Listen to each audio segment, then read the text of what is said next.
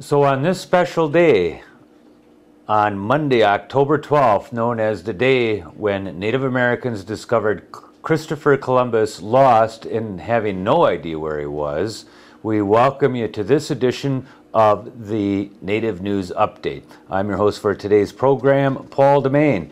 Many of the stories viewed here can be also found at our website at IndianCountryNews.com. Here are the stories for the day from the Associated Press and other Native American news sources. Native Americans across the country were expressing outrage as authorities continued to seek answers to what caused 2 deaths and more than a dozen illnesses at an Arizona resort's sauna-like sweat building in Sedona, Arizona. In all, 21 of the 64 people crowded inside what an organization billed as a sweat lodge October 8th received medical care at hospitals and a fire station. 4 remained hospitalized as of last Friday, and 1 was in critical condition, with the others in fair condition and being released shortly after their intake. The 64 people had paid between $9,000 and $10,000 apiece for a 5-day warriors experience that included fasting for 36 hours the day before the sweat building experience. Between 55 and 65 people were crowded into the 415 square foot space between a 2-hour period that included various spiritual exercises led by self-help expert and author James Arthur Ray. Every 15 minutes, a flap was raised to allow more volcanic rocks the size of cantaloupes to be brought inside. Authorities said participants were highly encouraged but not forced to remain in the sweat lodge for the entire time. Joseph Bruchac, author of Native American Sweat Lodge History and Legends, called the number of participants in the lodge appalling. American Indian sweat lodges typically hold about 12 people and are covered with blankets made of natural materials, and the airflow isn't completely restricted, he said. I don't see how the person running that lodge could have been aware of the health and well-being of that many people. Investigators are working to determine whether criminal actions might have been a factor in the incident. Ray, who according to the preliminary figures raised over $500,000 from the participants, rented the facility as part of his spiritual warrior retreat that began October 3rd and that promised to absolutely change your life. It was the 7th year the event had been held at the resort. The sweat lodge needs to be respected, Bruchac said. When you imitate someone else's tradition and you don't know what you're doing, there's a danger of doing something very wrong. Ray's retreat schedule had few details about what participants could expect other than 3 daily meals, except when you're fasting, and group gatherings that started at 7 a.m. and ended 16 hours later. Ray's posting on his Twitter account hours before the death said, "Still in spiritual warrior. For anything new to live, something must first die. What needs to die in you so that new life can emerge?"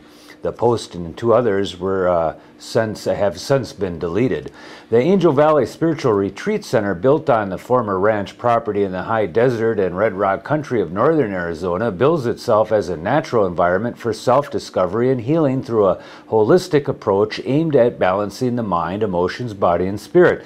The property includes American Indian structures such as teepees, guest houses, and outdoor structures made of stones. Mark Werdlechner is out to save a species from extinction. It's the native ash tree, and although it provides $25 billion worth of timber and decorates backyards across North America, an unstoppable bug has slowly killed millions of trees in 13 states and could cause the species' ultimate demise. It is also the main product in Native American basket weaving by many forest tribes.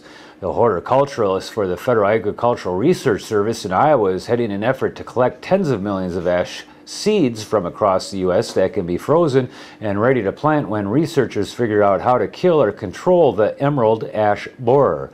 The seed collection project began in New England in 2007, then expanded to Wisconsin, Illinois, and Missouri. It also includes the Forest Service, the National Resources Conservation Service, the Bureau of Land Management, the Interior Department, several state forest agencies, American Indian tribes, botanical gardens, and even people with ash trees just in their backyard. The seeds are hand-picked in the fall and put in paper bags, then dried and sorted. Seeds shared with researchers are put in large jars and refrigerated. Seeds in the base collection, which will be used to replenish the ash species, are sealed in plastic and stored in a walk-in freezer. Some remain in the North Central Regional Plant Introduction Station in Ames, Iowa, and some are sent to the National Center for Genetic Resources Preservation in Fort Collins, Colorado. The United Nations Special Rapporteur on the Right to Adequate Housing, Raquel Rolnick, will visit the Pine Ridge Reservation in South Dakota on November 1st during her official visit to the United States, where she will be focusing on the human right to housing. Rolnick will investigate conditions in public housing as well as homelessness, the foreclosure crisis, and the lingering impacts of Hurricane Katrina. South Dakota is one of 6 states Ms. Rolnick will visit in addition to Washington, D.C. during her official mission to the U.S. from October 23rd to November 8th. Pine Ridge is her only scheduled visit to an Indian reservation. The rapporteur's visit will provide an opportunity for her to view housing conditions on Pine Ridge, meet with tribal community and community members, and examine the treaty and trust obligations of the U.S. government to the Lakota and other Indian nations. A defense spending bill that has passed the U.S. Senate contains a resolution of apology to American Indians. Both of South Dakota senators and many others said last week they approved the resolution, but that's not enough. Republican Senator John Thune said he supports it, but called it symbolic. He says the real issue is what's being done to improve the quality of life on reservations. Democratic Senator Tim Johnson says American Indians deserve more than just an apology. He said they deserve full funding for the treaty and trust responsibilities for federal government has taken on. Johnson also says the apology shouldn't go forward without an agreement to do more. The resolution apologized for years of ill-conceived policy and acts of violence by U.S. citizens. And Robert T. Coulter, Executive Director of the Indian Law Resource Center, responds in part to the apology by saying, "The Senate has just passed a resolution that apologized to American Indians and other Native Americans for the wrongs done by citizens of this country, but a genuine apology means you won't do it again. And this resolution does nothing at all to stop or correct the ongoing wrongs that the federal government inflicts on Indian and Alaskan Native nations. Unfortunately, our government still takes Indian land without paying for it, still refuses to account for the Indian money it holds, still violates its treaties with Indian nations without making amends, and still maintains a body of policy and law that is so discriminatory and racist that it should have been discarded generations ago.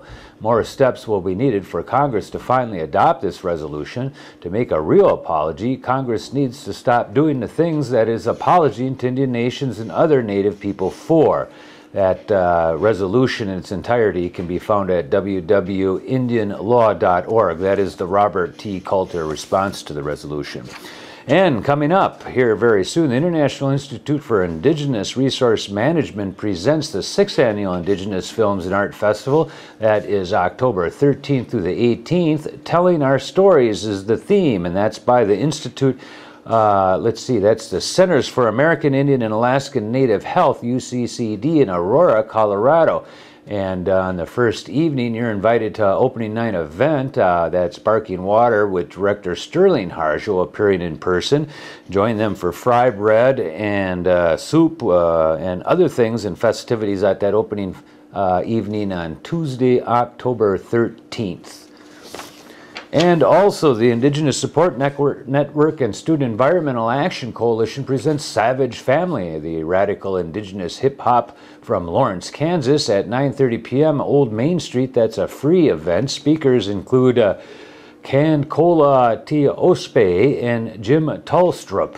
Wisdom, traditions, support of Native elders starts at 8 p.m. and runs until 8:50 p.m. that evening with that Savage Family concert at 9:30. Also, the Black Mesa Indigenous Support Tawengoma, Indigenous Resistance of Coal Mining Operations at 7 p.m. that night. Cultural Survival and Global Response with Paula Palmer starting at 6 p.m. And that's all at Hale 230 CU campus for the free event. That's on Thursday, October 15th.